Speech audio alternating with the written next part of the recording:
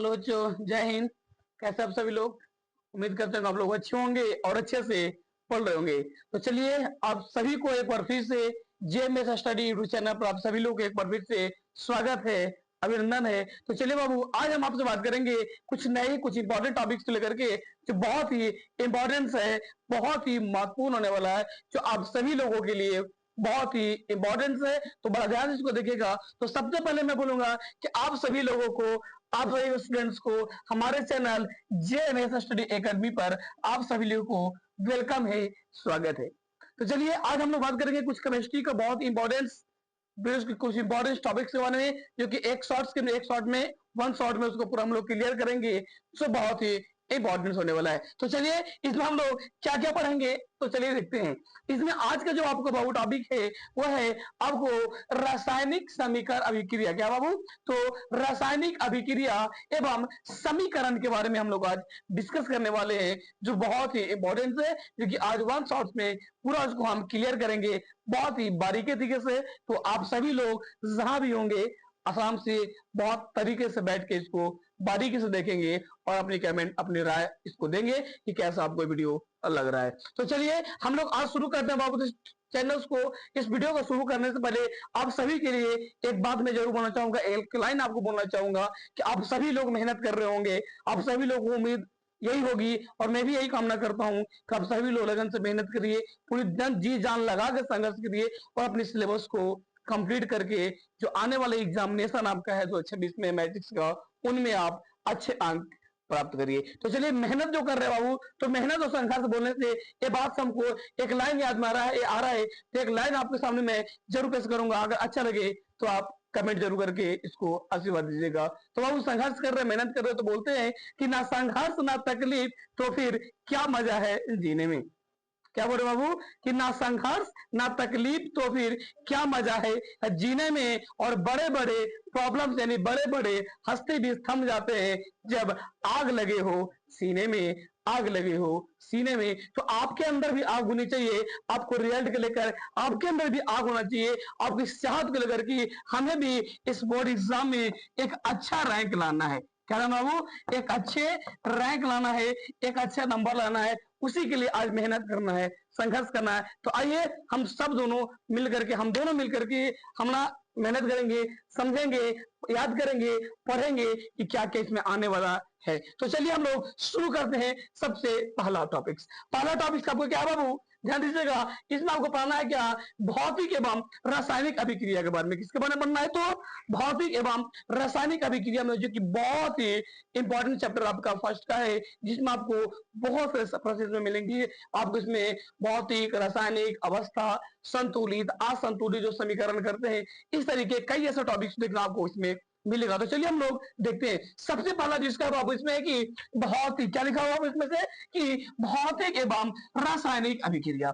जो भौतिक और रासायनिक अभिक्रिया होता है, इसमें सबसे पहला है भौतिक एवं रासायनिक परिवर्तन के बारे में, कि जब किसी पदार्थ को हम लोग काम करते हैं उसमें भौतिक और रासायनिक परिवर्तन कैसे आता है। तो चलिए देखते हैं। अब भौतिक और रासायनिक जो परिवर्तन आता है बाबू, उसमें कैसा आता है, तो चलिए देखते हैं।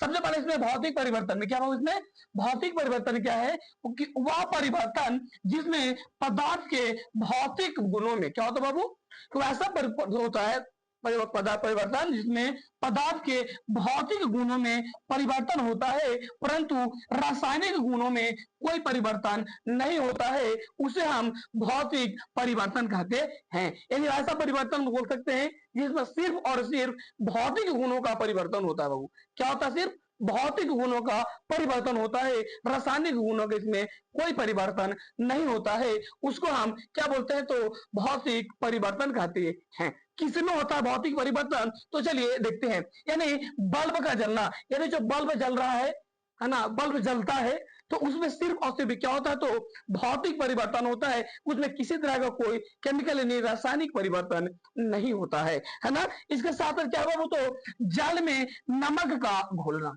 किसका बात कर रहे हैं? तो जल में नमक का जो घुलना होता है वो सिर्फ भौतिक परिवर्तन होता है।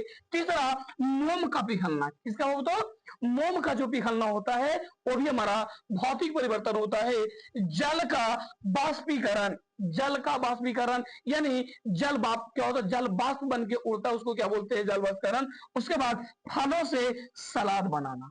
याद रखिएगा बाबू, आप सभी लोग सैलेड खाते होंगे, जो खाना जरूरी, खा भी सकते, बहुत अच्छा है, सभी लोग खाते हैं, खाना भी चाहिए, है ना? तो जो सैलेड होता है, जो सलाद हम लोग यूज करते हैं, तो कहीं ना कहीं किसी चीज का बनाते हैं, किसका बनाते हैं? तो फल फ्रूट्स का बनाते हैं, जिसमें बहुत सारा आता है ना? कुछ जो सेब उसमें काट आता है, गाजर काट लेते हैं, मूली काट लेते हैं, सलगम काट लेते हैं, ऐसा कई से मिक्स करके, है ना, बनाते हैं। तो जो उसका जो अवस्था होता है बाबू, देखा, फल जो का सलाद जो बनता है, तो उसमें क्या होता है? उनका तो भौतिक परिवर्तन हो जाता है। पहले पूरा बड़ा होता है ना? बड़ा होता है मतलब पूरा समूचा होता है, उसको बोलते हैं, है ना? काटा हुआ छोटा हुआ भाग नहीं होता। फिर उसको हम लोग काट के छोटे छोटे टुकड़ों में उसको बदल देते हैं, तो उसकी भौतिक परिवर्तन हो जाता है, ना कि उसमें कोई रासायनिक परिवर्तन हो रहा है। उसके साथ साथ मक्खन का बर्तन में पिघलना। मक्खन को बर्तन में पिघलने, कोई ऐसा कोई गर्म बर्तन में रखते हैं तो मक्खन पिघल जाता है, फिर उसको छोड़ेंगे तो पुनः हो जमने का प्रयास में आ जाता है। उसके बाद है रासायनिक परिवर्तन। बाबू क्या है? तो ये आप जानते हैं रासायनिक परिवर्तन के बारे में। तो रासायनिक परिवर्तन वही बोलता है कि वह परिवर्तन जिसमें पदार्थों के रासायनिक गुण परिवर्तित होते हैं, यानी जिसमें रासायनिक गुण परिवर्तन होता है, रासायनिक गुण बदलता है, उसको हम क्या बोलते हैं? तो परंतु भौतिक गुण परिवर्तन नहीं होता है। जिसमें सिर्फ और सिर्फ रासायनिक गुण बदलता है, भौतिक गुण नहीं बदलता है, उसको हम रासायनिक परिवर्तन कहते हैं। क्या कहते हैं? तो रासायनिक परिवर्तन कहते हैं। किसमें होता है रासायनिक परिवर्तन? तो चलिए देखते हैं।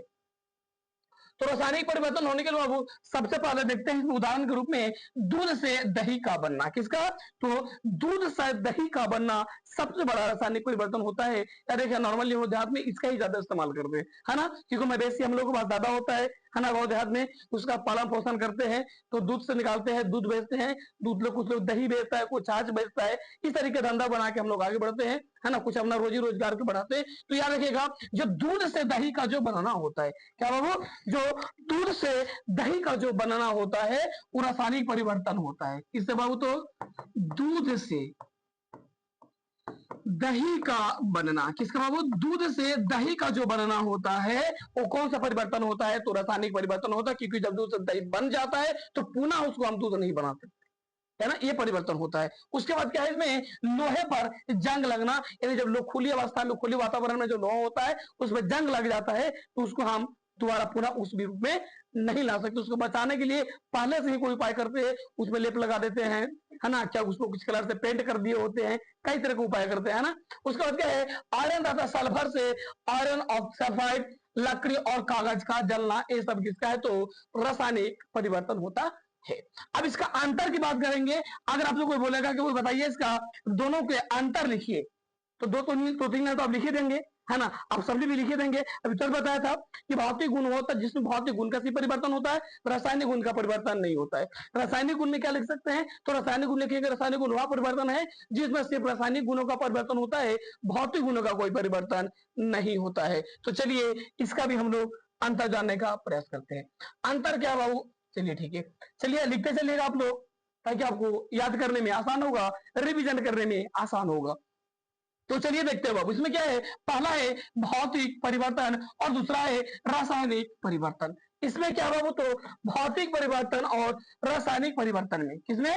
भौतिक परिवर्तन और रासायनिक परिवर्तन में क्या है? तो चलिए देखते हैं। पहले इसमें भौतिक बोल रहा है कि पदार्थ के केवल भौतिक गुण जैसे अवस्था, आकार आदि में परिवर्तन होता है।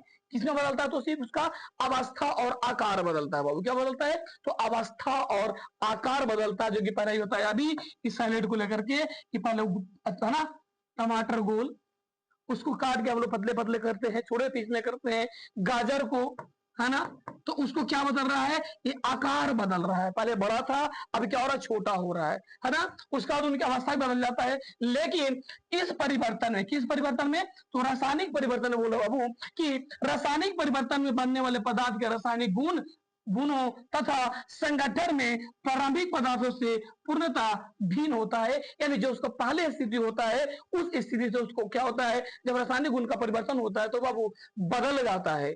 सब कुछ क्या होता है, बदल जाता है।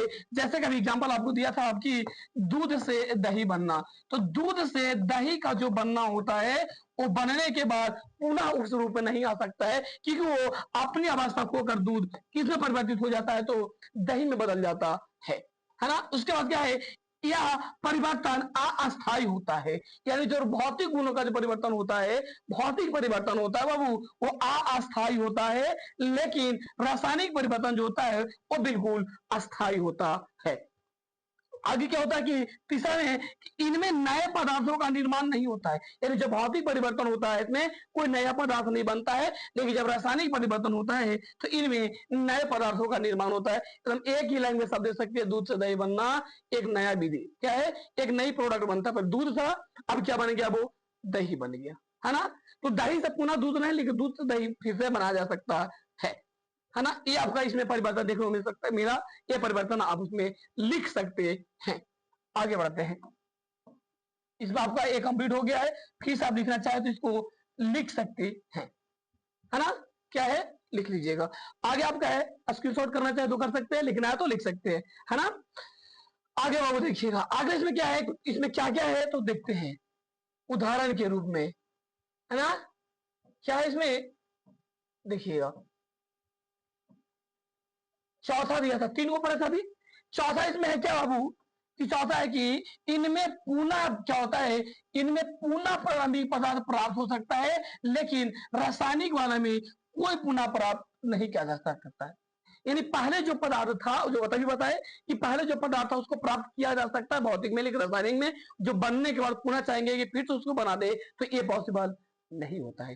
चलिए आगे उदाहरण के लिए क्या देखेंगे, तो जल का बाष्पीकरण, यानी जल का जब बाष्पीकरण होता है, बाष्पीकरण मतलब समझ रहे होंगे, जल बाष्प बन करके उड़ जाता है। कहाँ उड़ जाता है, तो आकाश में, धरती से उठता है यहाँ से और ऊपर जाके बादल के रूप में बन जाता है। अब पुनः वही बादल ठंडा होने के बाद वो बारिश के रूप में, बर्फ रूप में हमारे पृथ्वी पर आता है फिर से। तो वही जो जल बाष्प बन करके जाता है वो पुनः वापस आ जाता है। लेकिन लोहे का जो रंग पर जो जंग लग जाता है ना, लंग लिखा हुआ, क्या होता है इसमें, जंग। क्या लग जाता है, तो जंग लगना, दूध से दही बनना। देखिए जहां बहुत बता रहे थे, ये जो प्रक्रिया है वो सिर्फ और सिर्फ क्या होता है, पुनः वापस नहीं होता है, पुनः नहीं बदल सकता है। उसके बाद अगला बाबू है रासायनिक क्या है, अभिक्रिया। क्या है, तो अब देखते हैं रासायनिक अभिक्रिया के बनने की। रासायनिक अभिक्रिया क्या होता है, जब भी कोई दो पदार्थों के बीच का उसको जब अभिक्रिया करते हैं, क्या करते हैं, तो जब भी जो कोई पदार्थ के बीच अभिक्रिया करते हैं तो किस तरीके का होता है, तो चलिए देखते हैं। इस अभिक्रिया में क्या होता है कि ऐसे परिवर्तन जिसमें नए गुणों वाले पदार्थ का निर्माण होता है। यानी जब पदार्थों के बीच का रिएक्शन होता है, विक्रिया होता है, तो एक नया पदार्थ बनता है, नए पदार्थों का निर्माण होता है, उसे हम रासायनिक अभिक्रिया कहते हैं, अथवा रसायनों से संबंधित अभिक्रिया को रासायनिक अभिक्रिया कहते हैं। उसके बाद क्या है, ऐसे पदार्थ जो किसी रासायनिक अभिक्रिया में हिस्सा लेता है, यानी भाग लेता है। यानी जो दो पदार्थों के बीच का अभिक्रिया होता है, उस अभिक्रिया में जो भाग लेता है, वैसे पदार्थ को हम अभिकारक कहते हैं। जो क्या करता है, वो भाग लेता है, उसको क्या बोलते हैं बाबू, अभिकारक कहते हैं, है ना। ये तो आप सभी जानते होंगे, है ना। उसके बाद कुछ ऐसे भी पदार्थ होते हैं जो अभिक्रिया में भाग तो लेता है, लेकिन भाग लेने के बाद कुछ नया पदार्थ बन जाता है।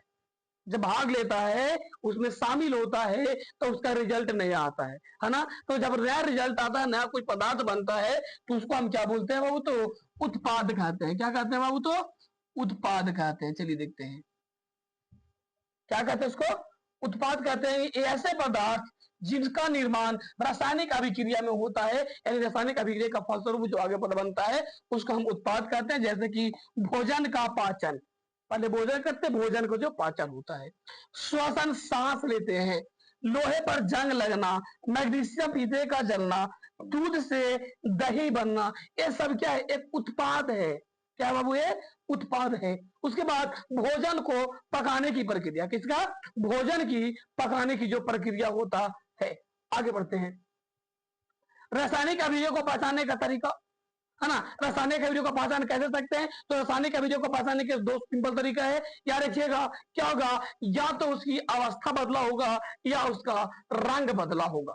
ध्यान रखिएगा, अगर उस प्रोडक्ट में अगर उसकी अवस्था रंग बदल जाता है तो क्या पहचान जानेंगे कि उसमें रासायनिक अभिक्रिया हुआ है, या उसका अगर रंग में परिवर्तन हो जाता है तो उसमें भी आप बोल सकते हैं कि इसमें भी रासायनिक अभिक्रिया हुआ है ना। चलिए आगे बढ़ते हैं, ये पूरा इसको आप एक बार चाहे तो लिख सकते हैं बार में, ठीक है।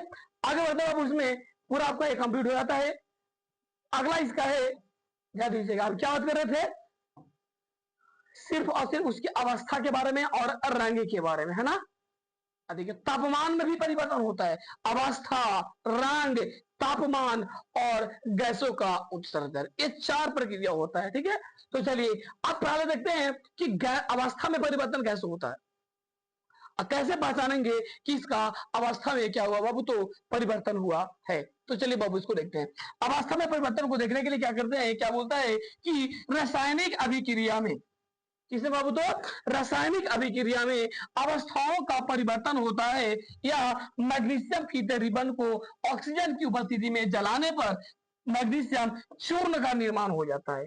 क्या करते हैं, जो मैग्नीशियम, किसको, मैग्नीशियम पीजो को, रिबन को ऑक्सीजन की उपस्थिति में जब उसको हम जलाते हैं, इसमें ऑक्सीजन की उपस्थिति में उसको हम जलाते हैं बाबू, तो मैग्नीशियम चूर्ण का निर्माण हो जाता है, जो कि आपके सामने है, यानी 2Mg+O2, यानी मैग्नीशियम को जब ऑक्सीजन के साथ रिएक्शन करते हैं तो बन जाता है बाबू 2Mg, क्या है वो, जिसको हिंदी में बोलते हैं मैग्नीशियम ऑक्साइड। क्या बोलते हैं, तो मैग्नीशियम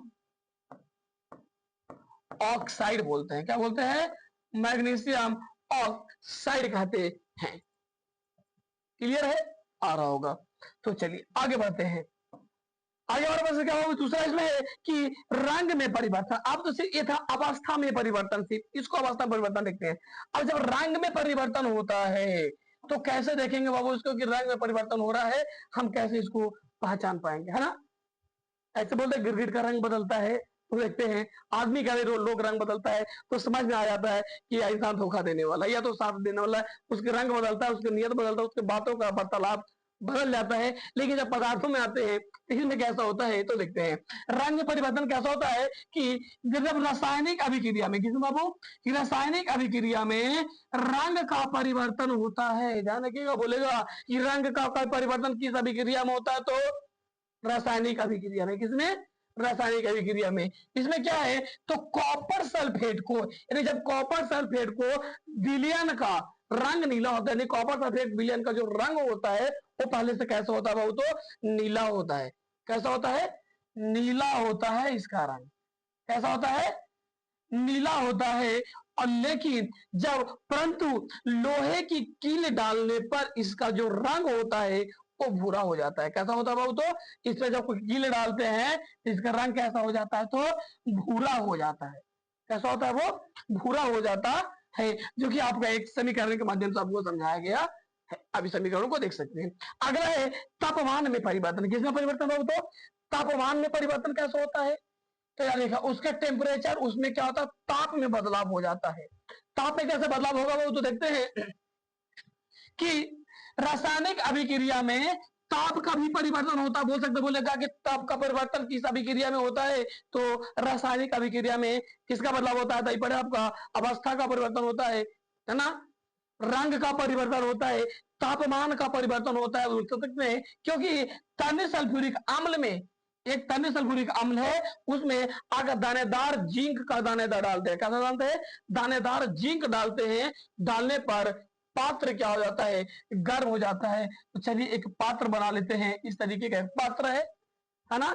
इस पात्र में, किस बाबू, इस पात्र में ध्यान दीजिएगा, इस पात्र में अगर हम क्या डालते हैं, तो जिंक डालते हैं। क्या डालते हैं, और दानेदार जिंक। कैसा बाबू, तो इसलिए एक छोटा सा दानेदार जिंक डालते हैं। तो ये जब जो डाल रहे होंगे, क्या बोलते हैं बाबू, ये जो जिंक डाल रहे होंगे इसको क्या लिखेंगे, जिंक। क्या बोलते हैं, जिंक का दानेदार डालेंगे कि इसका जो पात्र होगा वो क्या हो जाएगा, तो गर्म हो जाएगा। कैसा हो जाएगा बाबू, वो गर्म हो जाएगा, कि इसके अंदर जिंक डालने के बाद उसका पात्र के अंदर तापमान बनेगा, और वो तापमान जाने के बाद वो क्या हो जाएगा, तो गर्म हो जाएगा। उसके बाद अगला क्या है, उत्सर्जन बाबू। क्या है, उत्सर्जन का, गैसों का उत्सर्जन होता है। गैसों का उत्सर्जन, गैस का उत्सर्जन होता है, गैस बाहर निकलता है। कैसे निकलता है, तो रासायनिक अभिक्रिया में गैस का उत्सर्जन होता है, क्योंकि चालू सल्फ्यूरिक अम्ल में दानेदार जिंक डालने पर, जब इसमें तालु विलयन में, इसमें क्या तालु विलयन सल्फ्यूरिक अम्ल डालते हैं, इसमें सल्फ्यूरिक अम्ल में दानेदार डालते, क्या डालेंगे, जब जिंक डालेंगे तो हाइड्रोजन गैस जो होता है वो बाहर निकलेगा, यानी H2। क्या निकलेगा बाबू, H2 जो होगा, यानी हाइड्रोजन गैस। क्या बाबू, हाइड्रोजन गैस वो क्या हो जाएगा, तो बाबू बाहर निकल जाएगा। इसको इस माध्यम से देखते हैं, है ना, अंदर आ रहा है उसको इसके बाद करते हैं, और बाहर का मतलब क्या होता है, ऊपर से डिनोट करते हैं, यानी बाहर निकल जाता है कौन, तो हाइड्रोजन गैस। देखिए इसमें आपको दिया गया क्या होता है कि क्या देखिए, किसको, हाइड्रोजन सल्फेट को, किसको, हाइड्रोजन सल्फेट सल्फ्यूरिक अम्ल H2SO4 को हम सल्फ्यूरिक अम्ल बोलते हैं। क्या बोलते हैं, H2SO4 को सल्फ्यूरिक अम्ल बोलते हैं। यानी सल्फ्यूरिक अम्ल में जिंक का जब डालते हैं तो क्या बन जाता है, इसमें से हाइड्रोजन गैस से भी बाहर निकल जाता है, यानी ZnSO4 हो जाता है। H2 यहां से जो है वो विस्थापित हो कहां चला जाता है, तो बाहर चला जाता है। इसमें भी आपका सेम है, वही चीज आपका दो बार लिखा गया है ना। चलिए आगे बढ़ते हैं। आपको सब क्लियर, आपको समझ में आ रहा होगा, कोई दिक्कत तो आप अगर दिक्कत हो रहा होगा तो कमेंट में आप जरूर बताइएगा, लेकिन उम्मीद है शायद आपको पूरे अच्छे से समझ में आ रहा होगा। तो चलिए आगे बढ़ते हैं। आगे क्या होगा उसमें, ध्यान रखिएगा। अभी क्या पढ़े उसमें, रासायनिक के बारे में, है ना। तो आप ध्यान रखिएगा, रासायनिक समीकरण जो आएगा इसके बाद कौन सा आ जाएगा, तो रासायनिक समीकरण। तो इस रासायनिक समीकरण में जब भी समीकरण होता है तो किसी भी रासायनिक अभिक्रिया में रासायनिक समीकरण के द्वारा दर्शाया जाता है। यानी जब भी कोई रासायनिक अभिक्रिया होता है तो वो क्या रखिएगा, क्या, जब भी कोई दो पदार्थों के बीच जब रासायनिक अभिक्रिया होता है तो उसको जो लिखने का तरीका होता है वो क्या होता है, तो रासायनिक समीकरण के माध्यम से इसको हम दर्शा पाते हैं कि क्या है ना, कौन सा अभिक्रिया ये हो रहा है। चलिए देखते हैं, सही है ना। तो रासायनिक समीकरण में जो तत्व होता है बाबू, वो तत्व के प्रत्येक प्रतीकों का उपयोग किया जाता है। यानी जो तत्व होते हैं, किसका, परमाणु का जो तत्व होता है रासायनिक अभिक्रिया में जो भी तत्व भाग लेते हैं, उस तत्व का जो प्रतीक होता है कि कौन सा परमाणु, है ना, तत्व भाग लिया है। जैसे कि आप देख सकते हैं, कोई भी तत्व के बारे में देख सकते हैं, जैसे कि यहाँ हो गया हाइड्रोजन तो H लिखते हैं, हीलियम को HI लिखते हैं, लिथियम को Li लिखते हैं, है ना।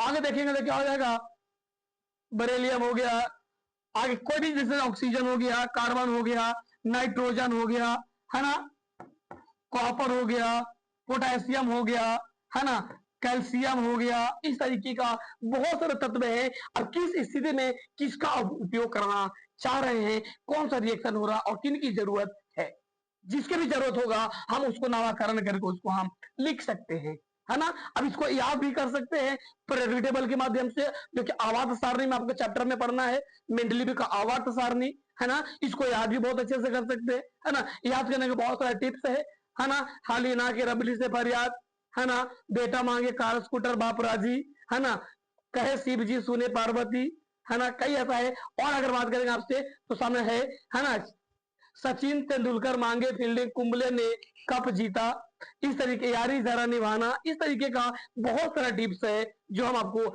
अगली वीडियो में बताएंगे। आवाज सारणी का वीडियो लेकर आएंगे तो उसमें आपको बताएंगे। सर आपको ये भी आप जानते भी होंगे, बहुत सारे लोग इसको जानते होंगे। कितने लोग इस टिप्स को जानते हैं जरा कमेंट्स बॉक्स में जरूर बताइएगा। हाँ सर इसको हम जानते हैं, आप नरेश्वर हैं करके आप लाइक करके जरूर बताइएगा, उस इमोजी देकर बताइएगा हाँ सर हम इसको जानते हैं। तो चलिए आगे बढ़ते हैं बाबू। इसमें क्या है कि इसका जो भौतिक जो रासायनिक अभिक्रिया होता है बाबू, तो रासायनिक अभिक्रिया में जो भी तत्व लिखते हैं उनको प्रतीक के द्वारा, किसके द्वारा, तो इन प्रतीक के द्वारा दिया जाता है। और अभिकारक और उत्पादक जो रासायनिक सूत्र होता है उनको भी भौतिक अवस्था के साथ लिखते हैं कि उनकी भौतिक अवस्था कितना है ना। चलिए देखते हैं इसमें क्या होता है आगे। आगे क्या है इसमें कि रासायनिक समीकरण में आवश्यक परिस्थिति, यानी जब कोई तत्व का रासायनिक समीकरण हो रहा होता है तो उसमें जो कुछ समीकरण का कुछ आवश्यक परिस्थितियां होता है। यानी जब भी कोई, जैसे एग्जांपल आपको देते हैं, है ना, 2H2, ध्यान दीजिएगा क्या बात कर रहे हैं हम इसको, जैसे कार्बन के देते CO2, C प्लस का O2। अब यहाँ पे जो रिएक्शन हो रहा है बाबू वो क्या बनेगा, तो CO2, यानी इसको बोलते हैं कार्बन डाइऑक्साइड। क्या बोलते हैं इसको, तो कार्बन डाइऑक्साइड बोलते हैं। ध्यान दीजिएगा,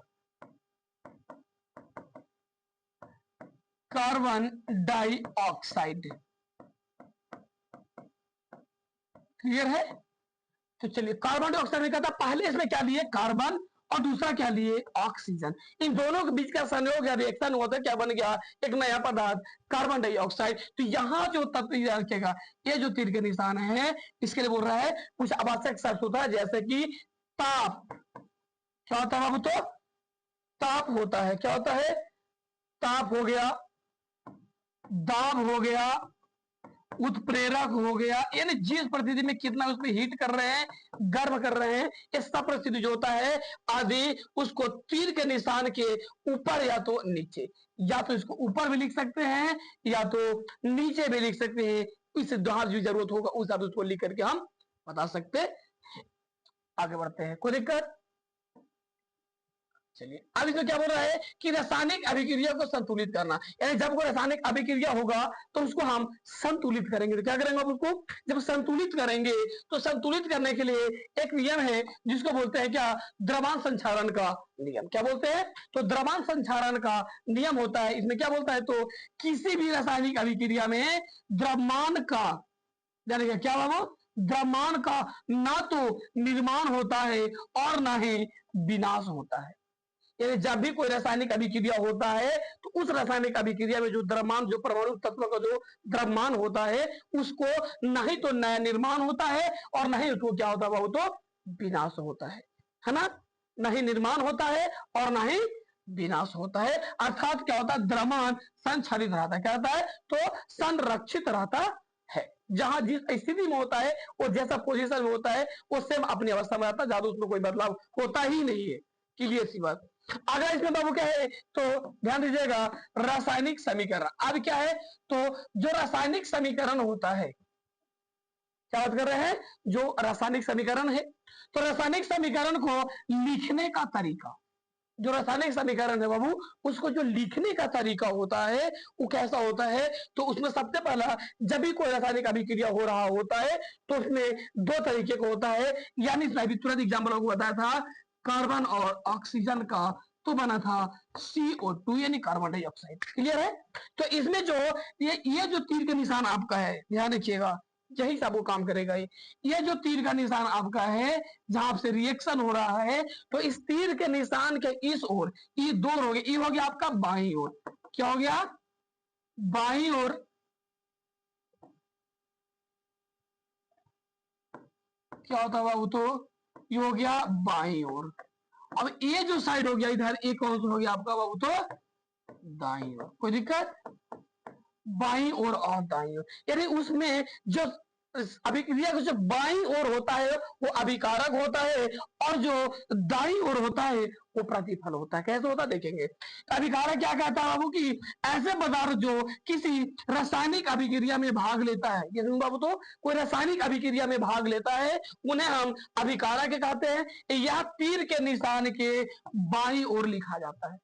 किस ओर, तो तीर के निशान के बाईं ओर लिखा जाता है। तो चल देखिएगा, ये तीर का निशान है और तीर के निशान के किस ओर लिखे हैं, तो ये बाईं ओर जो लिखा हुआ है, ये हो गया हमारा अभिकारक, और CO2 जो कार्बन डाइऑक्साइड हो गया, ये हमारा हो गया प्रतिफल, जिसको हम क्या बोलते हैं, तो क्या बोलते हैं, उत्पादक बोलते हैं। क्या बोलते हैं, उत्पाद। लिखा हुआ उत्पाद में भी कि ऐसे पदार्थ जिनका निर्माण रासायनिक अभिक्रिया में होता है उन्हें उत्पाद कहते हैं। यह तीर के निशान के दाईं ओर लिखा जाता है। क्लियर होगा।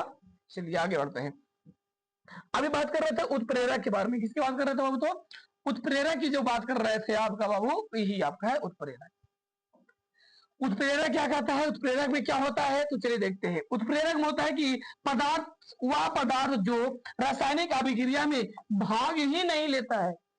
जब भी कोई रासायनिक अभिक्रिया होता है तो सीधा वो होता है नाम बाईं ओर और ना ही हम दाईं ओर। हम किसी को सपोर्ट नहीं करेंगे, यानी अभिक्रिया में वो भाग ही नहीं लेता है, परंतु करता क्या है ये, तो अभिक्रिया का जो वेग होता है बाबू, उस वेग की दर को परिवर्तित कर देता है। क्या करता है, रासायनिक अभिक्रिया में ना तो भाग लेता है, लेकिन करता क्या है, तो रासायनिक अभिक्रिया को जो वेग का जो दर होता है, उस दर को परिवर्तन कर देता है, बदल देता है। उसे हम क्या कहते हैं, तो उत्प्रेरक कहते हैं। क्या कहते हैं, तो उत्प्रेरक कहते हैं। यह तीर के निशान के ऊपर लिखा जाता है, यानी जब कोई तीर का निशान होता है समीकरण में, जैसे इसी का कोई समीकरण लिख रहे थे ए, तो इसका कहाँ होता है, तो तीर के निशान के ऊपर लिखा जाता है। क्या लिखा जाता है, ऊपर लिखा जाता है उत्प्रेरक। क्या लिखा जाता है, उत्प्रेरक, ताप, दाब, इस तरीके के करके, है ना। उसको नीचे देखेंगे तो ऐसा हम समीकरण में डिनोट कर दे, जब संतुलित करते हैं उसको, रिएक्शन को बदलते हैं,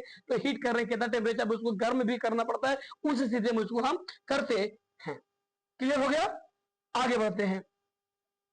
आगे इसमें क्या हुआ वो आपको देखिएगा ध्यान से।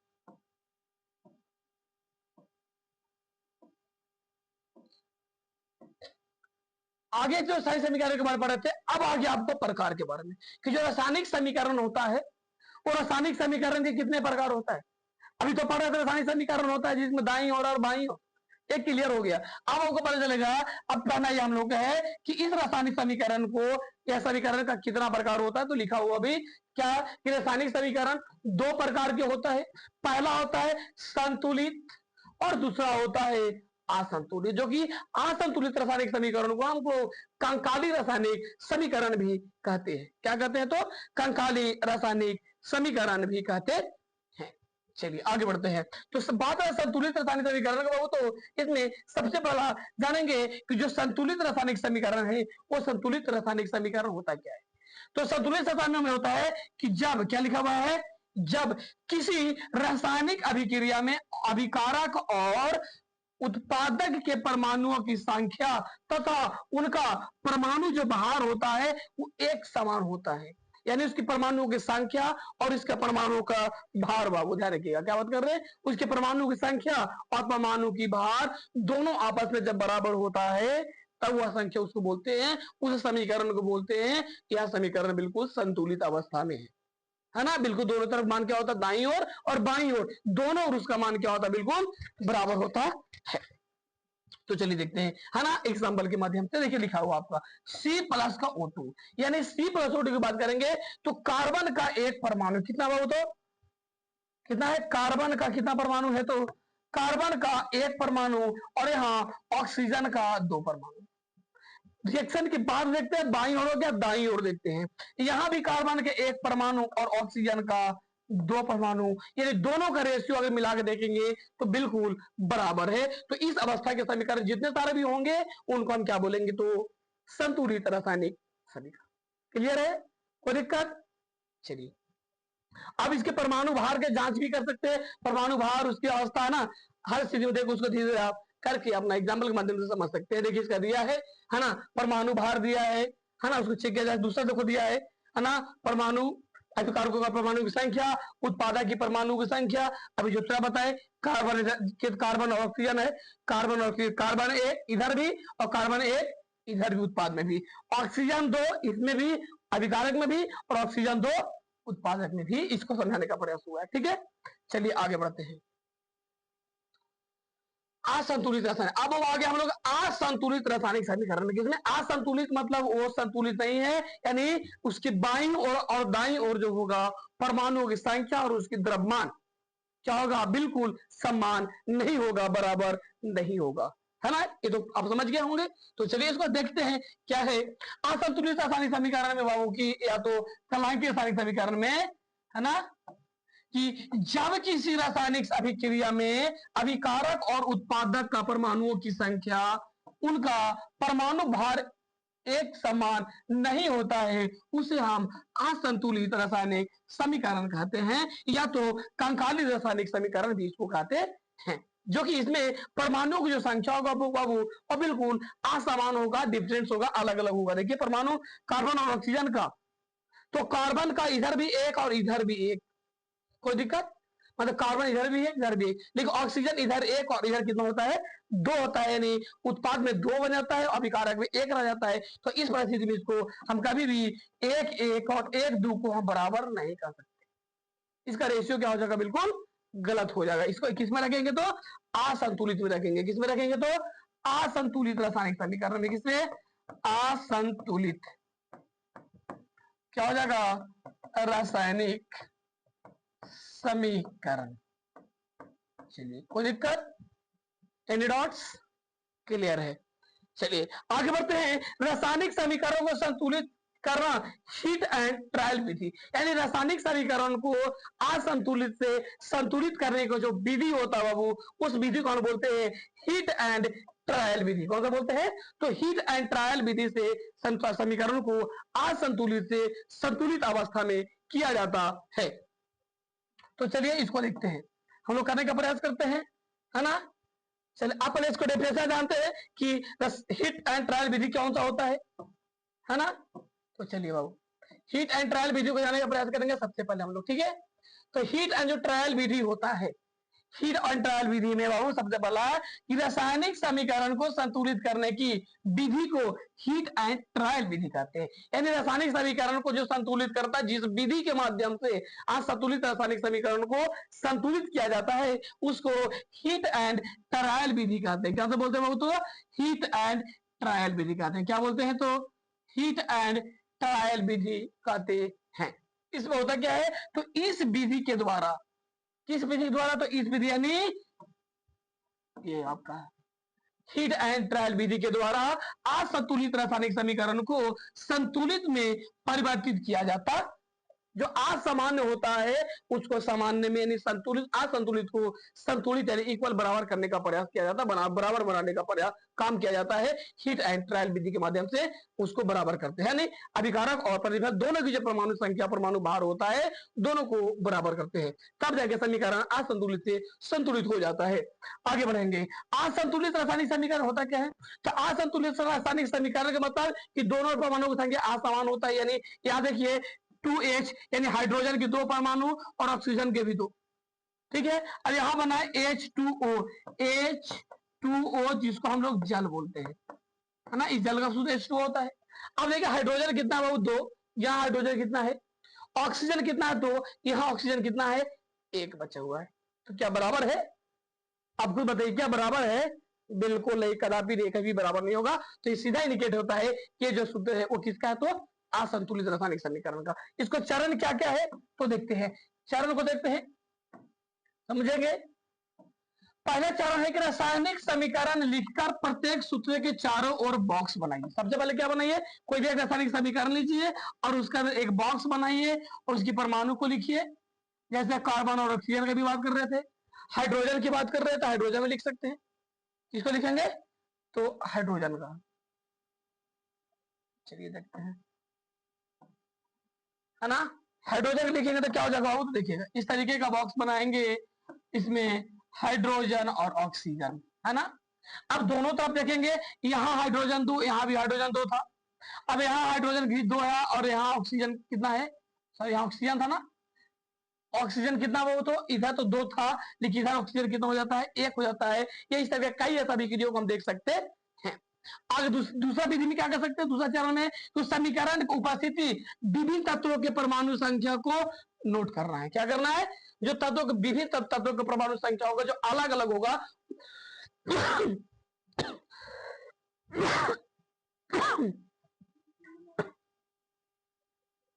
चलिए इसका जो अलग होगा उसको हम क्या कर सकते हैं, देख सकते हैं। तो चलिए जब तक इसको आप देख सकते हैं,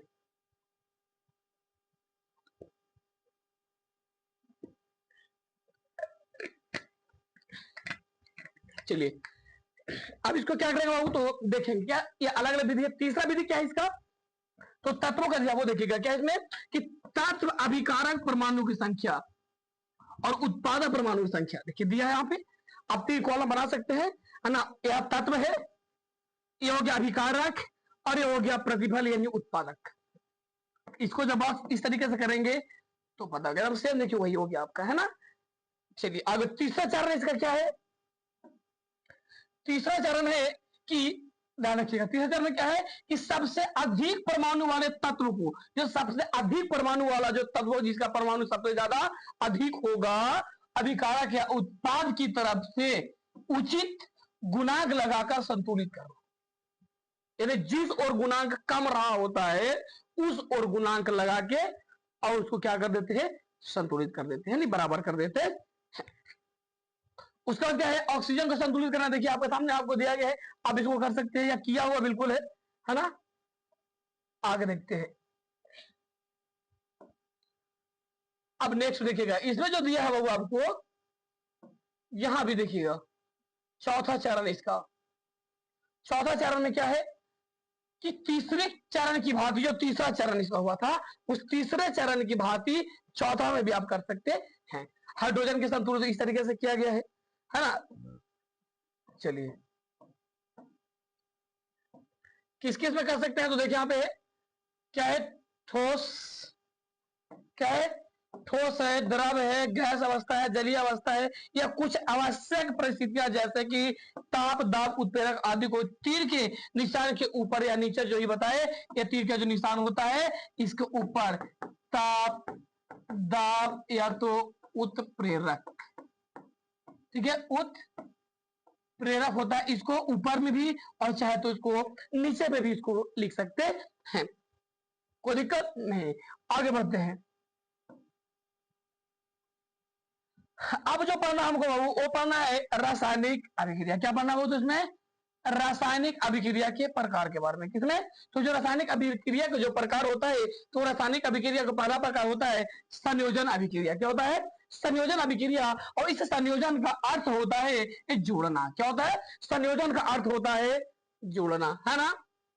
चलिए संयोजन का अर्थ जोड़ना का मतलब क्या होता है, परिभाषा को देखते हैं, क्या लिखा हुआ है कि ऐसी रासायनिक अभिक्रिया जिसमें दो या दो से अधिक पदार्थ आपस में संयोग करके एक ही उत्पाद बनाते हैं।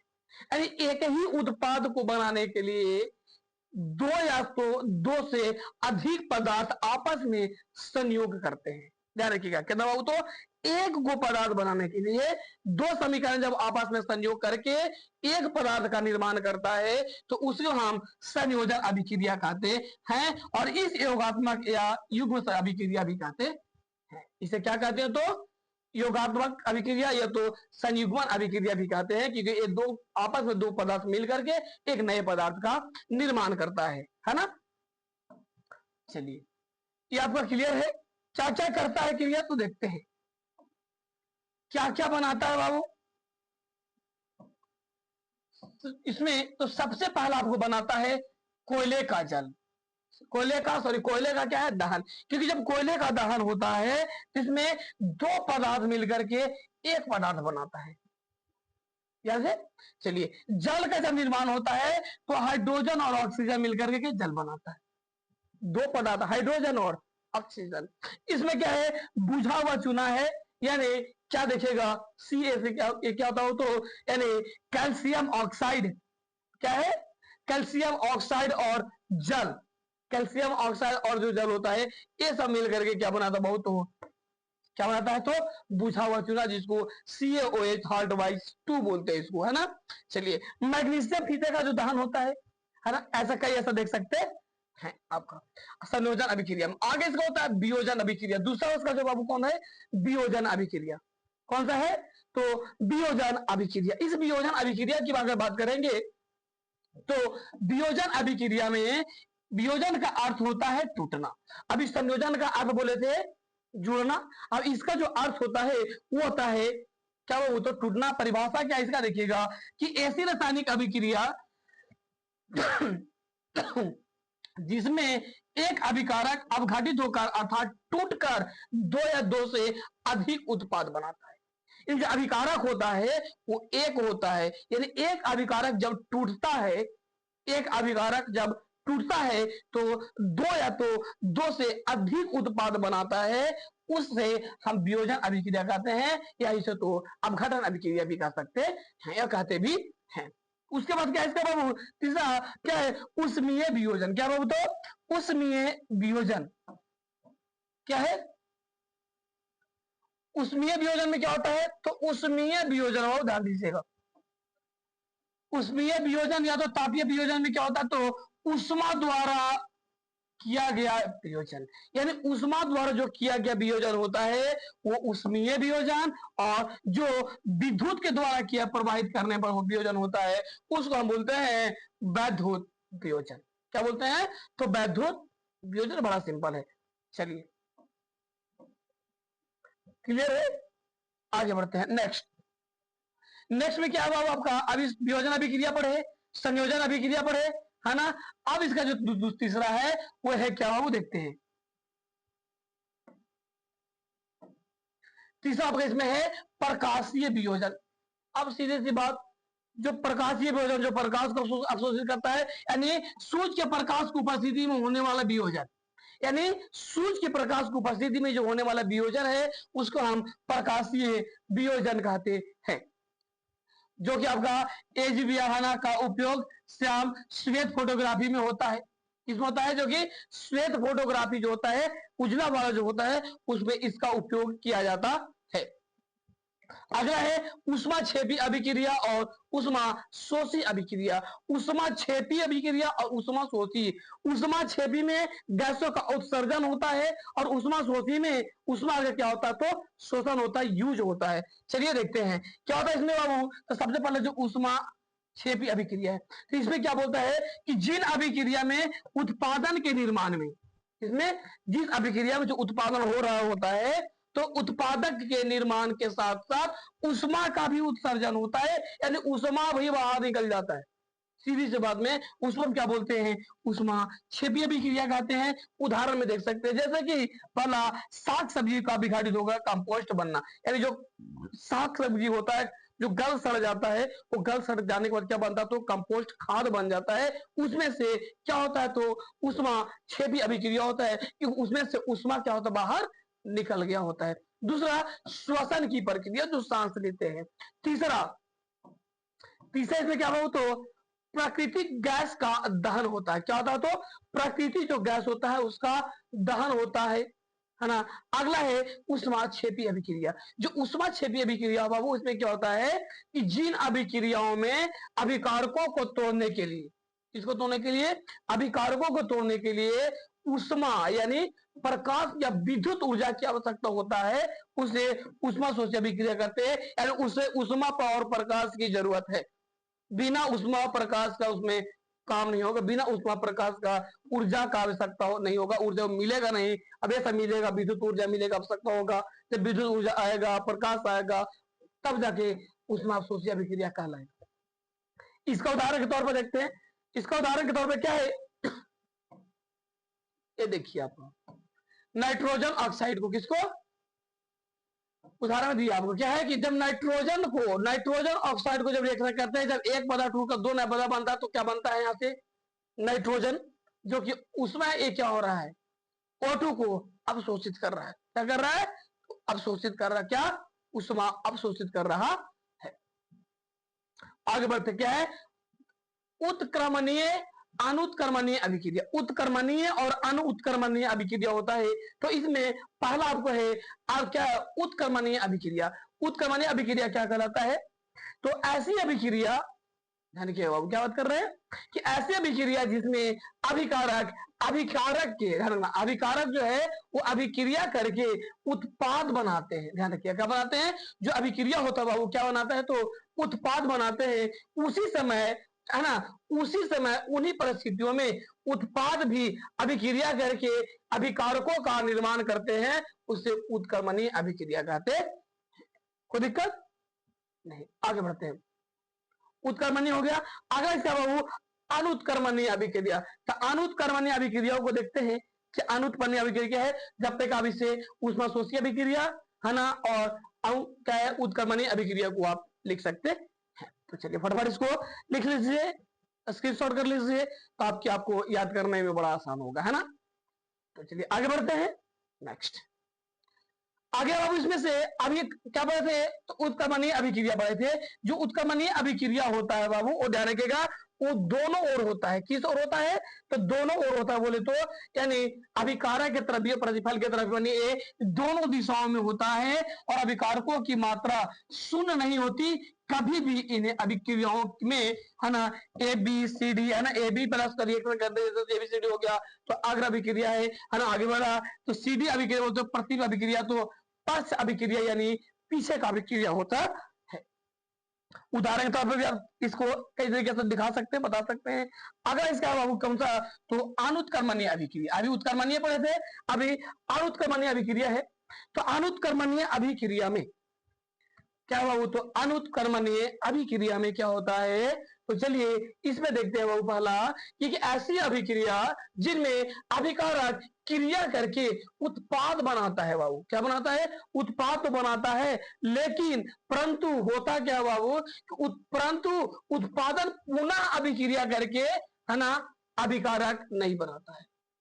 ध्यान रखिएगा, जो अभिक्रिया रासायनिक अभिक्रिया होता है तो उस अभिक्रिया में अभिकारक क्रिया करके, जो अभिकारक होता है वो क्रिया करके उत्पाद बनाता है, लेकिन परंतु दूसरा जो अभिक्रिया होता है उत्पाद, उत्पाद तो बन गया होता है, लेकिन उत्पाद जब अभिक्रिया करके आता है तो उत्पाद अभिक्रिया करके कभी भी अभिकारक को नहीं बना सकता है, नहीं बना पाता है, उसे अनुत्क्रमणीय अभिक्रिया कहते हैं।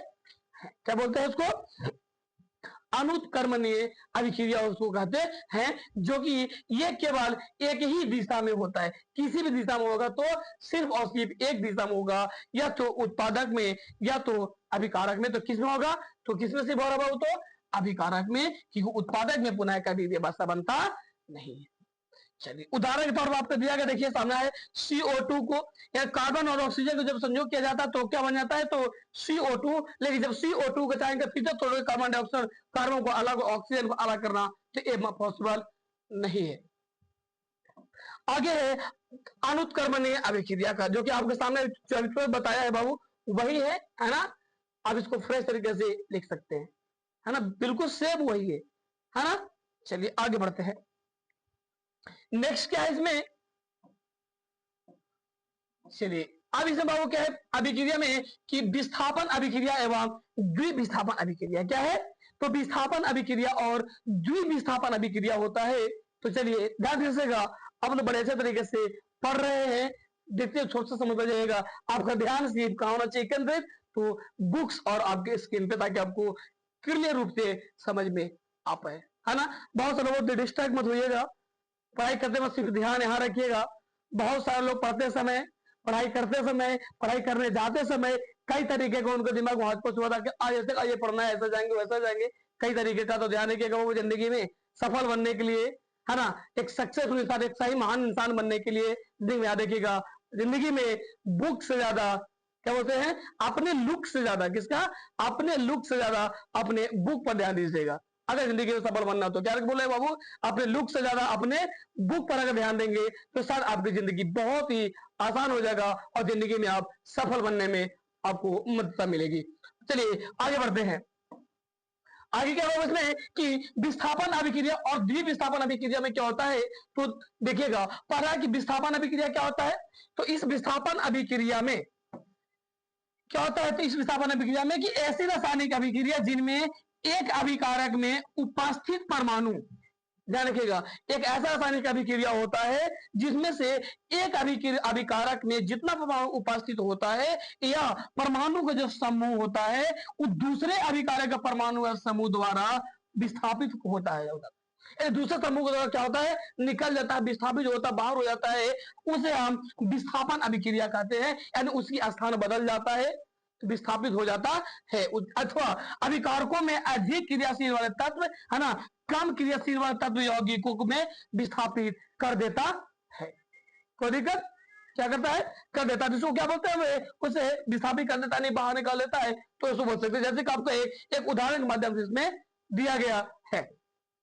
चलिए आगे बढ़ते हैं, कोई दिक्कत, इसको स्क्रीनशॉट कीजिए, लिख लीजिए, बार बार बोल रहा हूं, लिख लेंगे ताकि आपको आसान होगा याद करने में, है ना, रिवीजन करने में बड़ा आपको मदद मिलेगा, है ना। अगला वो देखिएगा, इसमें क्या है कि कॉपर सल्फेट को किस कहते हैं, तो कॉपर सल्फेट के नीले रंग के विलयन में लोहे की कील डालने पर उसका रंग नीला हो जाता है। नीला रंग विलुप्त हो जाता है, ध्यान रखिएगा। यानी कॉपर सल्फेट को जब नीले रंग के विलयन में डालते हैं, किसमें, जब नीला रंग का विलयन होता है, बाबू ध्यान रखिएगा, इसकी बात कर रहे हैं। तो जब नीले रंग का विलयन होता है ना, ये हो गया नीले रंग का, किनका बज रहा है, देखिए ये क्या हुआ, नीले रंग का विलयन होता है ये, है ना। चलिए इसको देखते हैं, है ना, ये आपका नीले रंग का विलयन है ना। ये जो नीले रंग का विलयन है बाबू, आप इसमें क्या करेंगे, ध्यान दीजिएगा। इन नीले रंग का विलयन विलुप्त हो जाता, कब विलुप्त हो जाता है, तो नीले रंग का विलयन विलुप्त होता है विलयन में लोहे की कील डालने पर, क्या डालने पर, तो लोहे का कील डालने पर रंग क्या होता है, भूरा हो जाता है, ध्यान रखिएगा। अब भूरा देखते हैं, ये भूरा हो गया ना। जब ऊपर से डालते हैं क्या बाबू, कील, ये है ना, क्या डालते हैं, जब कील डालते तो कैसा हो जाता है ये, बिल्कुल, ये देखिए काठी डालते हैं, ये हो गया आपका, है ना। ये कुछ पतला होता है आपका, चलिए पतला कर देते हैं इसको, है ना, ऐसे कुछ और पतला होता है और कर देते हैं, है ना, एकदम बिल्कुल थिकनेस, है ना, ताकि उसको आपको करने में आसान होता है ना। ये आपको कील हो गया, है ना। तो ये जो कील हो गया, ठीक है, ये जो कील है जब डालते हैं, इसका रंग कैसा हो जाता है, तो भूरा हो जाता है, कैसा हो जाता है, तो इसका जो रंग हो जाता है वो भूरा हो जाता है। भूरे, देखिए लिखा हुआ है, लोहे की कील पर भूरे रंग की कॉपर की परत जम जाती है, इसलिए नीले रंग का विलयन रंग हरा होने के निर्माण के कारण हो जाता है। अब होता है द्विविस्थापन अभिक्रिया में, क्या होता है बाबू, तो द्विविस्थापन जो अभिक्रिया होता है, इस द्विविस्थापन अभिक्रिया में, किसमें बाबू, तो द्विविस्थापन अभिक्रिया में क्या होता है, इस अभिक्रिया में उत्पादकों का निर्माण दो यौगिकों के बीच आयनों के आदान प्रदान से होता है। इसको होता है तो दो यौगिकों के बीच आयनों के आदान प्रदान से होता है। यानी अगर आयनों के आदान प्रदान की बात करेंगे तो प्लस और माइनस, जो प्लस होता है वो धन आवेश होता है और माइनस होता है जो ऋण आवेश होता है। फिजिक्स पढ़े होंगे तो आवेश में आपको पता होगा कि धन आवेश और ऋण आवेश के बारे में, है ना। इसका जो चार्ज होता है पॉजिटिव होता है और ये निगेटिव होता है। तो यहाँ जो किसका बात कर बाबू, तो आयनों का जो आदान प्रदान होता है, यानी आयन आपका दिख रहा है ना। चलिए उसका दूसरा है उदासीनीकरण अभिक्रिया। क्या होता है बाबू, तो उदासीनीकरण अभिक्रिया में क्या होता है, तो पता होगा आपको कि या जानते होंगे या देखेंगे, आम्ल और क्षार परस्पर क्रिया करके, आम्ल और क्षार जो है परस्पर क्रिया करके लवण और जल का निर्माण करता है, उसे उदासीनीकरण अभिक्रिया कहते हैं। यह एक क्या है, द्विविस्थापन अभिक्रिया है। यानी द्विविस्थापन अभिक्रिया का भी एक उदाहरण इसको बोल सकते हैं, क्योंकि द्विविस्थापन का अभिक्रिया ही उदासीनीकरण अभिक्रिया में है कि इसमें जल क्यों बनता है, तो लवण और छाल क्षार दोनों मिलकर क्या बनाते हैं बाबू, तो जल का निर्माण करते हैं। किसका निर्माण करता है, तो जब जल का निर्माण होता है। आगे बढ़ते हैं, इसका क्लियर है। चलिए अगर क्लियर है तो देख सकते हैं या तो इसको लिख सकते हैं, है ना। अगला इसका है नेक्स्ट, नेक्स्ट इसमें क्या है, ये देखिएगा। आपको सबसे पहले अभिक्रिया की बात कर रहे थे तो द्विविस्थापन अभिक्रिया में था। अब है अवक्षेपण अभिक्रिया, किसमें बाबू, तो अवक्षेपण अभिक्रिया में क्या होता है, ध्यान से देखिएगा। तो अवक्षेपण अभिक्रिया में होता है कि किसी द्विविस्थापन रासायनिक अभिक्रिया में अगर सोडियम सल्फेट तथा बेरियम क्लोराइड की क्रिया कराने पर बेरियम सल्फेट का साथ बेरियम सल्फेट साथ सफेद आबिले अवक्षेप का निर्माण होता है, इसलिए इस अभिक्रिया को हम अवक्षेपण अभिक्रिया कहते हैं। क्या बात कर रहे हैं कि किसी द्विविस्थापन अभिक्रिया की बात पड़े बाबू, उस द्विविस्थापन अभिक्रिया में जिसमें दो यौगिकों के बीच का विस्थापन होता है, अभिक्रिया होता है, आयनों के बीच का अभिक्रिया होता है, उसमें सोडियम सल्फेट तथा बेरियम क्लोराइड की क्रिया कराने पर जो बेरियम सल्फेट साथ क्या होता है, सफेद अभिलेख अवक्षेप का जब निर्माण होता है, तो इसलिए जो इस तरह के जो अभिक्रिया होता है हम उसको क्या बोलते हैं, तो अवक्षेपण अभिक्रिया कहते हैं। अगला है उपचयन एवं अपचयन। उपचयन और अपचयन में पहला उपचयन या ऑक्सीकरण, उपचयन को ऑक्सीकरण भी कहते हैं। तो इसमें क्या होता है उपचयन और ऑक्सीकरण में, तो चलिए देखते हैं इसमें क्या उपचयन ऑक्सीकरण में कि जब किसी पदार्थ में ऑक्सीजन की वृद्धि होती है, क्या होती है, उसमें वृद्धि होती है यानी बढ़ोतरी होती है। उसके बाद जब किसी पदार्थ में हाइड्रोजन का ह्रास होता है यानी हानि होता है, निष्कासन होता है, हाइड्रोजन गैस क्या होता है बाबू, तो बाहर निकल जाता है, जिसमें परमाणु आयन और अणु इलेक्ट्रॉन त्याग करता है। अणु को जो इलेक्ट्रॉन होता है बाबू वो त्याग करता है। क्या करता है वो, तो त्याग करता है ना। उसके बाद क्या करने की क्षमता होता है। विद्युत ऋणी तत्वों का संयोग होता है, आपस में मिलते हैं। विद्युत धानी तत्वों का क्या होता है, निष्कासन होता है यानी बाहर जाता है। ऐसा उदाहरण करके कई चीज आपको देखने को मिलेगा उपचयन या ऑक्सीकरण अभिक्रिया में। ये देखिए आपके सामने एग्जांपल है, कोई दिक्कत। अब चयन में क्या होता है ध्यान रखिएगा, ठीक है। अब सेल में क्या होता है इसमें कि जब किसी पदार्थ में ऑक्सीजन का ह्रास होता है यानी हानि होता निकलता है, जब किसी पदार्थ में हाइड्रोजन की वृद्धि होती है या जिसमें परमाणु आयन या अणु द्वारा इलेक्ट्रॉन क्या किया जाता है, उसमें निष्कासन होता है और इसमें ग्रहण होता है।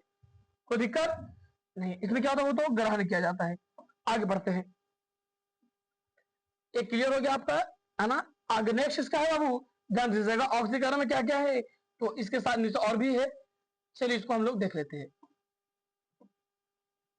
क्या इसमें इसमें क्या हो जाएगा, तो विद्युत ऋणी तत्वों का निष्कासन होता है, विद्युत धानी तत्वों का संयोग हो जाता है, उदाहरण के तौर पर आपको दिया गया है। अब इसके साथ एक जो अभिक्रिया है बाबू, हम उसको बोलते हैं रेडॉक्स अभिक्रिया। क्या बोलते हैं, रेडॉक्स अभिक्रिया, जो कि बहुत इंपॉर्टेंट है ना, बहुत ही, है ना, अच्छा क्वेश्चन, बहुत ही अच्छा क्वेश्चन है। इसमें देखिएगा तो रेडॉक्स या अब क्या है, रेडॉक्स या अपपोपचय बाबू, अपपोपचय अभिक्रिया, रेडॉक्स या तो अपपोपचय अभिक्रिया क्या कहलाता है, तो वह रासायनिक अभिक्रिया जिसमें ऑक्सीकरण तथा अपचयन अभिक्रियाएं साथ साथ चलती है, अर्थात ऑक्सीजन अभिक्रिया में इलेक्ट्रॉन निष्कासित होते हैं तथा अपचयन अभिक्रिया में इलेक्ट्रॉन ग्रहण किए जाते हैं। इस अभिक्रिया को हम रेडॉक्स या अपउपचय अभिक्रिया कहते हैं। क्लियर है, चलिए देखते हैं। उसके साथ में बाबू क्या, ऑक्सीकारक क्या है, ऑक्सीकारक, तो ऑक्सीकारक में क्या होता है बाबू, तो चलिए देखते हैं, कोई दिक्कत। चलिए आप लोग समझ में आ रहा होगा तभी बीच में कमेंट करके आप जरूर बताते रहिएगा, है ना। लिखते रहेंगे, समझते रहेंगे, आगे हम लोग बढ़ते रहेंगे, कई तरीके से मिलते रहेंगे, है ना। इसलिए आराम का नहीं मेहनत का है, क्योंकि मेहनत करेंगे तभी आपका मेहनत का रंग, क्योंकि पता है मेहनत और मेहंदी बेकार नहीं जाता है, मेहंदी और मेहनत किया हुआ आज नहीं तो कल रंग जरूर लाता है ना। तो चलिए आज हम लोग मेहनत कर रहे हैं, आप लोग मेहनत कर रहे हैं सभी लोग, तो आपका इसका रिजल्ट, इसका आपका रंग रिजल्ट में परिवर्तन करना है, इसका रंग आपको रिजल्ट में दिखाना है ना। चलिए आगे क्या होगा इसमें कि ऑक्सीकारक में क्या कहलाता है बाबू, तो ऑक्सीकारक में होता है कि वह पदार्थ जो दूसरे पदार्थों का ऑक्सीकरण एवं स्वयं का अपचयन करते हैं, दूसरे पदार्थों का ऑक्सीकरण करता है और खुद को क्या करता है, तो अपचयन करता है, उसे ऑक्सीकारक कहते हैं। या अब क्या है, अपाचक क्या होता है, तो अपाचक इसको बोलते क्या है कि वह पदार्थ जो दूसरे पदार्थों का अपचयन एवं स्वयं का ऑक्सीकरण करते हैं उसे अपच कहते हैं। क्या कहते हैं, तो अपचायक कहते हैं, जो कि उपरोक्त समीकरण को, है ना, कॉपर ऑक्साइड क्या बोलते, तो कॉपर ऑक्साइड का ऑक्सीकरण एवं हाइड्रोजन का क्या क्या था, तो बाबू आप क्या क्या है, अपचायक हुआ है, जो कि दैनिक जीवन में अपचयन अभिक्रिया का प्रभाव बहुत ज्यादा है। क्लियर, आगे बढ़ते हैं, थोड़ा सा कुछ नहीं है, एक और है, एक आपका लास्ट आपका, इसमें लास्ट में क्या है बाबू, चलिए देखते हैं, ध्यान समझिएगा। अभी बाबू ये कहलाता है संक्षारण, क्या है, संक्षारण जो होता है बाबू ध्यान रखिएगा। तो संक्षारण का उपयोग क्या करते, किस लिए करते हैं, संक्षारण में तो होता क्या है, तो जब कोई धातु ऑक्सीजन, आर्द्रता, अम्ल आदि के संपर्क में आती है जिससे धातु की ऊपरी परत संक्षारित हो जाती है, यानी धातु का जो ऊपरी परत होता है बाबू वो क्या होता है, तो संक्षारित हो जाता है, यानी ऊपर का जो भाग होता है वो क्षय होता है, विलय होता है, यानी ऊपर का भाग निकल गया होता है ना। तो उसको बचाने के लिए, संक्षारित से बचाने के लिए उसको कई तरह का उपयोग करते हैं, बचाव करते हैं, है ना। क्या क्या इसमें देखते हैं, तो लोहे की वस्तुओं पर जंग लगना, ये क्या होता है, संक्षारण होता है। चांदी के ऊपर काली परत व तांबे के ऊपर हरी परत चढ़ना संक्षारण के क्या बाबू, तो उदाहरण है। ये नहीं आपको पता होना चाहिए कि लोहे की वस्तु के ऊपर अगर जंग लग रहा है, चांदी के सिक्के के ऊपर या चांदी के ऊपर काली परत पड़ रहा है और तांबे के ऊपर हरी परत चल रहा है, तो याद रखिएगा उसकी संचारण हो रहा है ना। चलिए दूसरा क्या है कि चांदी वायुमंडल में उपस्थित सल्फर के साथ क्रिया करके उस पर काली परत का निर्माण होता है। किस पर बाबू? तो चांदी पर इसका निर्माण होता है। उसके बाद तांबा वायुमंडल में उपस्थित कार्बन डाइऑक्साइड के साथ क्रिया करके उसके ऊपरी हरी परत का निर्माण होता है, यानी ऊपरी हरी परत का निर्माण कर देता है। उसके बाद क्या बाबू? तो ध्यान रखिएगा, उसके बाद आपका है क्या? तो एयास दलेपन क्या है? एयास दलेपन। एयास दलेपन क्या होता है? तो एयास दलेपन विद्युत लेपन और पेंट करके संक्षारण से धातु को बचाया जा सकता है। क्या कर सकते हैं? तो किसी संक्षारण से किसी चीज को अगर बताना है, उन लोगों को जो बचना चाह रहा है, जिसको बचाना चाह रहे हैं, कोई लोहे पर जंग लग रहा है, चांदी के ऊपर हरे परत पड़ रही है, तांबे के ऊपर ऐसा हो रहा है, तो उसको बचाने के लिए हम क्या कर सकते हैं? तो यदेपन कर सकते हैं, विद्युत लेपन कर सकते हैं, पेंट कर सकते हैं, ताकि उसको सुरक्षित रख सकते हैं, सुरक्षित बचा सकते हैं। चलिए आगे इसका यह बात करते हैं गैस लेपन के बारे में। गैस लेपन है क्या? गैस लेपन है लोहे की वस्तु को जंग लगने से बचाने के लिए जिंक की परत चढ़ाई जाती है, जिसे गैस लेपन या तो गैल्वेनीकरण कहते हैं।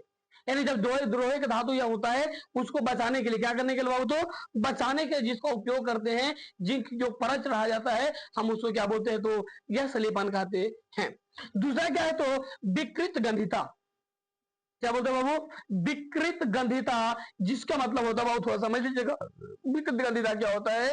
यानी विकृत गंधिता वो होता है कि अगर उसको हम खुली वायु की अवस्था में रख देंगे, खुली वातावरण में रख देंगे, तो उसका जो स्वाद होता है, गंध होता है, वो क्या होता है? निकल जाता है, यानी बदल जाता है ना। तो इसको हम क्या करते हैं? विकृत गंधिता में ध्यान रखिएगा कि वसा युक्त और तलीय खाद्य सामग्री वायु के संपर्क में आने से उसका उपचय हो जाता है। क्या होता है? जब खाद्य पदार्थ वायु के संपर्क में आता है, तो उसका स्वाद क्या होता है? तो बदल जाता है और उनके स्वाद और गंध में परिवर्तन हो जाता है। इसे क्या बोलते हैं? तो विकृत गंधिता कहते हैं। यानी जब उसको खुली अवस्था में छोड़ देते, याद रखिएगा, इसको करने के लिए देखिए ध्यान रखिएगा, बताएंगे तो आपको पता चलेगा आपको कि जब खुली अवस्था में छोड़ देते, जैसे घर के खाने की सामग्री होता है, तो घर के खाने की सामग्री को जब खुली अवस्था में छोड़ देते तो खराब हो जाता है ना। उसमें हवा लग जाता है, इसलिए बोलते हैं ये हवा लग गया, इससे नरम हो गया, खराब हो गया, अब उनके जो स्वाद होता है बदल जाता है ना। तो उसको क्या बोलते हैं? विकृत गंधिता कहते हैं। तो इसका क्या होता है? तो प्रति ऑक्सीकरण का उपयोग करके क्या करवाओ, ध्यान रखिएगा। थोड़ा सा इसको आगे जाते हैं। इसको हम लोग बचाने के लिए क्या करते हैं? तो प्रति ऑक्सीकरण का उपयोग करते हैं। वायुरोधी बर्तन में रखकर खाद्य सामग्री को क्या करते रखते हैं? जिसमें क्या होता है? तो वायुरोधी होता है, जिसमें वायु प्रवेश नहीं करता है। तो इसके लिए उसमें क्या किया जाता है? तो वायु के स्थान पर नाइट्रोजन गैस भरा जाता है। नाइट्रोजन गैस द्वारा सुरक्षित करते थे। क्या वो? तो नाइट्रोजन गैस द्वारा नहीं उसको पैक किया जाता है, ताकि जब देखिएगा बहुत सारे मिक्सर्स का पैकेट आपका है ना, बहुत सारा मूंग दाल का कई ऐसे पैकेट्स आते हैं जिसमें मटेरियल कितना होता है, प्रोडक्ट थोड़ा सा होता है उसमें, है ना, मात्रा क्वांटिटी बड़ा कम होता है, लेकिन उसकी पैकेजिंग बड़ा बड़ा होता है, क्योंकि उसमें क्या होता है? तो क्या होता है? नाइट्रोजन गैस भरा रहता है, और उस नाइट्रोजन गैस भरा रहने की वजह से, इसलिए ताकि उसका टेस्ट, उसके अंदर का जो भरा हुआ है, वो क्या हो जाए? स्वादहीन ना हो जाए, है ना। उसके बाद क्या होता है? तो शीतलन द्वारा किया जाता है। किसके द्वारा? तो शीतलन के द्वारा। किसके द्वारा? तो शीतलन के द्वारा एक किया जाता है। चलिए कोई दिक्कत? ये पूरा आपको कंप्लीट हो गया, है ना। चलिए बहुत बहुत धन्यवाद। सब्सक्राइब और इस तरह रखिएगा। आपको वीडियो अगर अच्छा लगा हो, समझ में आ रहा होगा, है ना, तो चलिए आप इस चैनल को, हमारा JMS study academy YouTube channel है, आप इसे एक बार सब्सक्राइब जरूर करिएगा, है ना, ताकि आपको नई नई वीडियो मिले। चलिए बहुत बहुत धन्यवाद, इसको सब्सक्राइब करिएगा। चलिए आप सभी को थैंक यू, शुक्रिया, इतना टाइम दिए, इतना टाइम निकल कर हमारी वीडियो को आपने देखा, समझा। तो चलिए बहुत बहुत धन्यवाद। फिर से मिलेंगे आपको अगले वीडियो में। जब तक कि आप मस्त रहिए, स्वस्थ रहिए, खुद से मेहनत करिए और अपनी लाइफ को इंप्रूव करिए। जय हिंद।